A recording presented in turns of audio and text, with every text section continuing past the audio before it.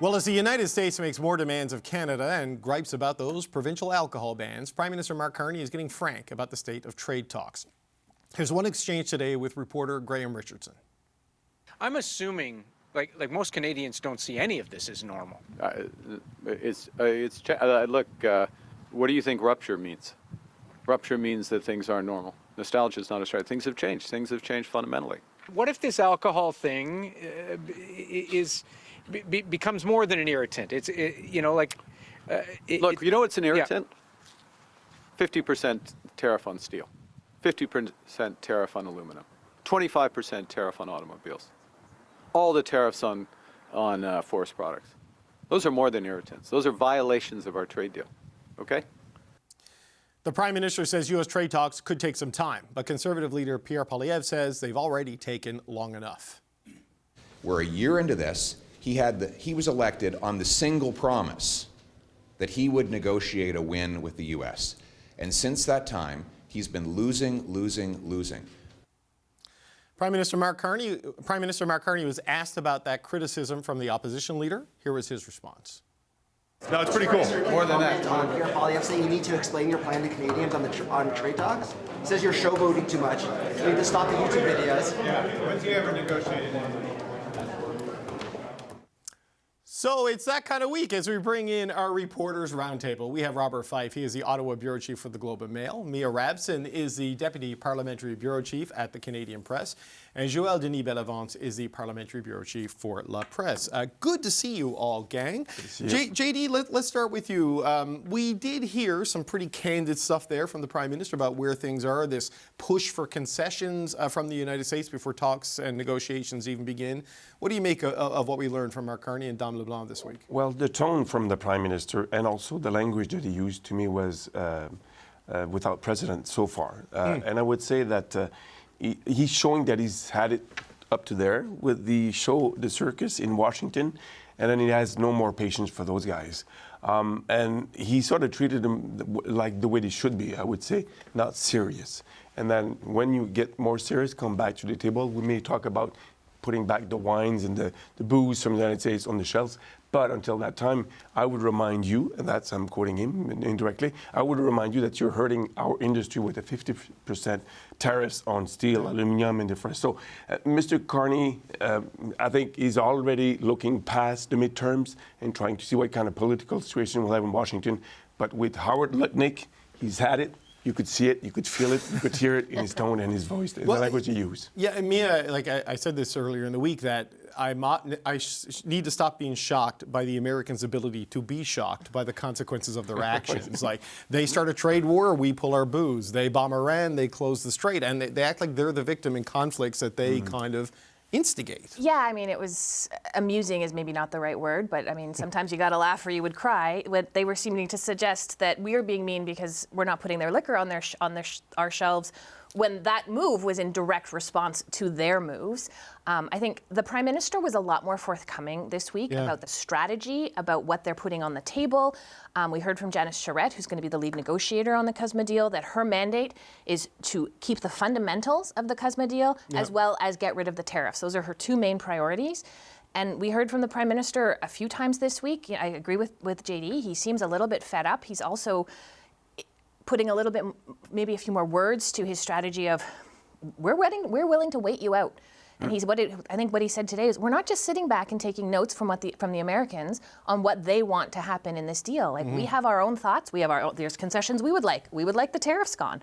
So I think we did see a little bit more from them, which was, I think, probably needed. The opposition parties are not entirely without out to left field on saying that the government hasn't been that transparent in what's happening, what the negotiations are going on, what they're putting on the table. We've seen from both the Americans and the Mexicans a report on what their consultations want from their negotiations. We haven't seen that from Canada. So we've had a few more details this week, which I do think was needed from the Prime Minister. But you know, Bob, I totally get the desire for transparency, and I get, the political forces at play for an opposition to say, what is the strategy? You're not telling us anything. But how do you satisfy the desire for transparency and deal with those political demands and not just show your hand to the United States? You know what I mean? Like, talk strategy publicly. In these kind of negotiations, And we've seen the NAFTA negotiations that led to, first of all, the Canada-U.S. Negotiations under Brian Mulroney and the NAFTA negotiations and the renegotiation in 2018. We didn't know a lot of the details because they're negotiations. But one of the things this government has learned, they got burned the last time they dealt with Donald Trump. We got rid of the digital sales tax for them. We said we would, well, this was under Biden, but we said we wouldn't allow Chinese electric vehicles. We harmonized our tariffs with them. And we harmonized that. And what happened? We got screwed. And the government understands that we're not going to give any concessions until negotiations begin.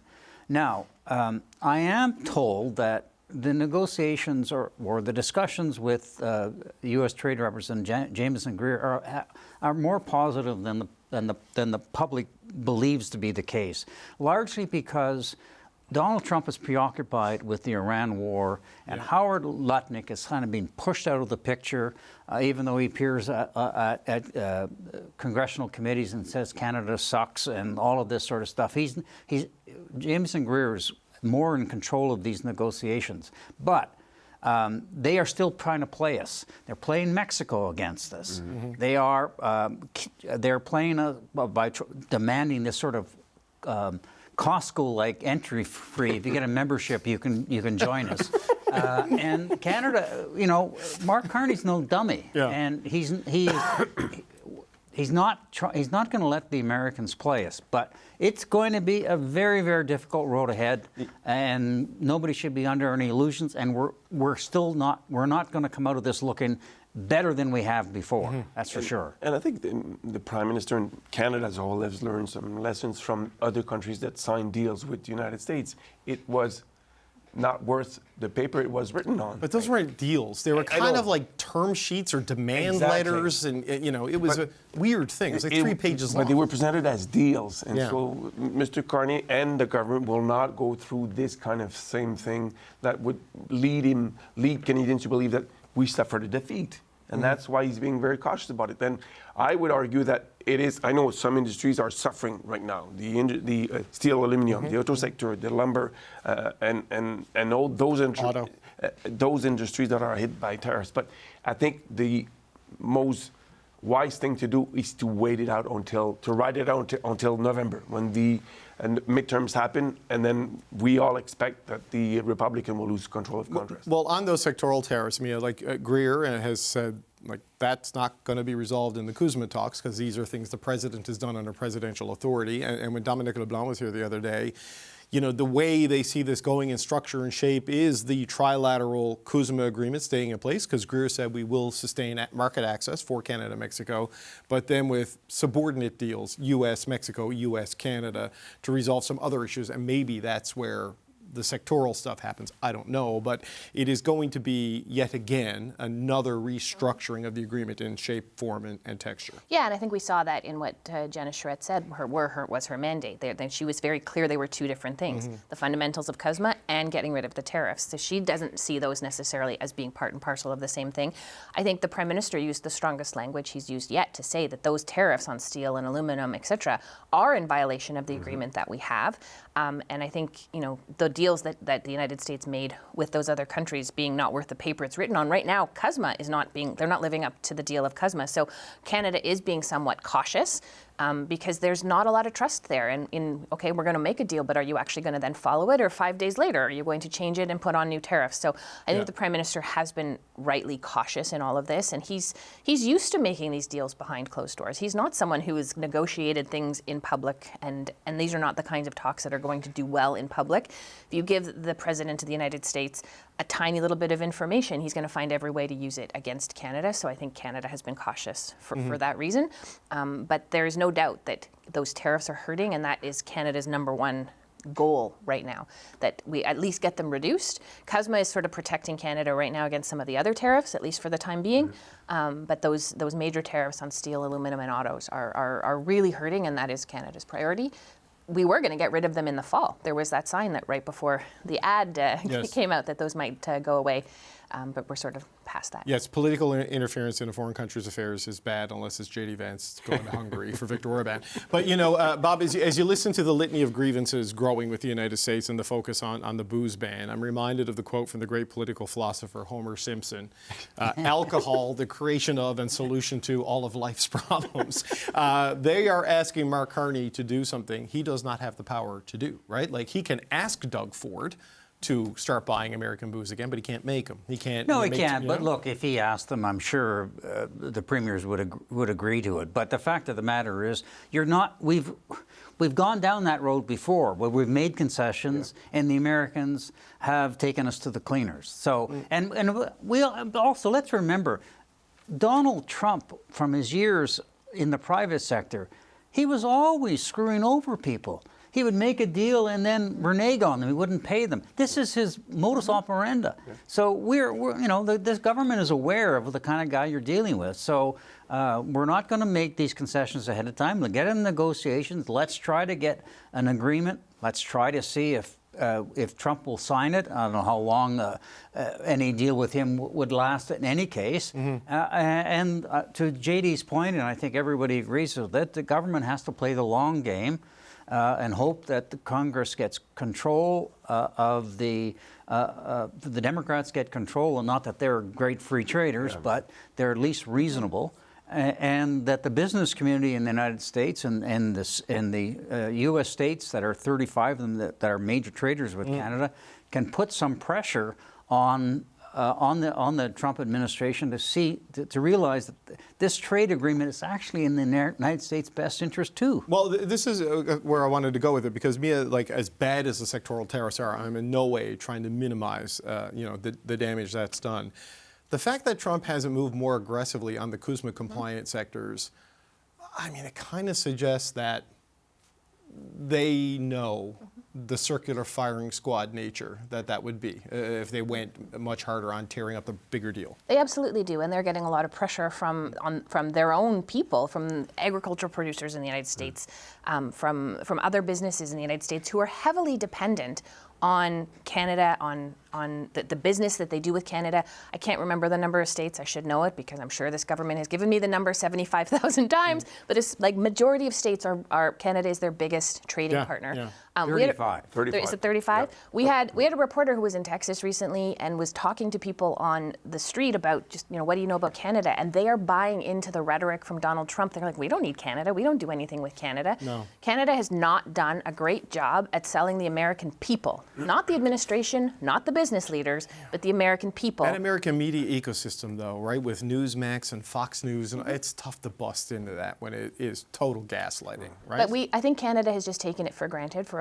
many decades, that this relationship was fine, and we didn't actually have to work very hard to convince people that, you know, we mattered. And I think we realized very hard way in the last couple of years that they don't necessarily see why we matter, and we got to do a lot better job at making them understand why. Yeah, I mean, you know, once again, JD, America is disrupting the whole world, right? Between the trade shocks, the oil shocks, that, you know, described as they make choices and everyone else pays the costs, and how you punch through to make them realize beyond their own immediate self-interest that they're losing ground with everybody else on the planet is a challenge. Yeah, and I think I sense a growing frustration in Washington that whatever they say, whatever they do, whenever they attack Canada, those attacks are, you know, not affecting the Prime Minister's decision in Ottawa. No. You don't control the Prime Minister. And No, he's a disciplined measure. And I think since Davis, they've noticed that he's his own man, making his own policies, and having some influence outside of the Washington orbit. And that, I think, is a growing frustration that I've seen from comments from Howard Lutnick, for example. But two other points I want to make quickly. Janice Charette, when she was in Ottawa this week, she called for the business people in Canada to lobby more in the United States for, you know, the resumption of talks and making sure that CUSMA survives. That's one thing. And the other thing is that I forgot my point. All right. Well, you nailed the first one, so we'll give you double credit. Go ahead. Who's the winner out of all of this? China is the winner out of this. Yeah. They have 1.2. They're first of all, they're on the verge of becoming the #1 economic power in the world. They're the second military power in the world. They've got 1.2 million people. The United States has 350 million people. But if you take Canada, and you take Europe and UK and Japan and South Korea, you can take on China. Yeah. But this guy, this Trump, has alienated all of that, and he's going to stand alone without any allies, both economic and militarily, and the China becomes the winner, and they are making deals everywhere, not only with Canada in terms of electric vehicles, but all over the world, because the United States is giving that up. I mean, Canada and the United States were about to become somewhat of a force in the electric vehicle industry leading into the Trump administration. Battery plants, manufacturing plants, it was all coming together, and now it's all kind of fallen apart. Yeah. And that is all because of what the President of the United States has done. And it's harming their automobile sector as much as it's harming And if ours. you look at what's happening, JD, because of the disruption in the Strait of Hormuz, and like if there was ever an argument for an electrification and moving away from reliance on foreign energy markets and the volatility of a conflict zone commodity, it's that, right? Yeah, and consumers, at least in Quebec, I know for that, are looking more and more at electric vehicles because of the gas price that is risen up to at $1.2 a liter. And it's gone down a bit with the suspension of the excess tax by the federal government. But also, I think it was raised by the Prime Minister when he met Mr. Trump at the Oval Office last October. I would bring back the Keystone XL project with the U.S. They're looking at energy security, and I think that's something that might occupy the U.S. administration on something other than, booze, if I may say. Yeah, well, I'm sure it's part of the negotiations, or will be part of it. we can get a bourbon pipeline just to bring it in Ontario, have it go right to the shelves of the LCBO. But look, like that's on where things are. The politics of it this week. Bob, we had a clip going into the break of Pierre Poilievre saying, "Oh yeah, I've got a plan to get a deal with no tariffs," even though Greer said there's not going to be any deal without tariffs. The losing versus the yap.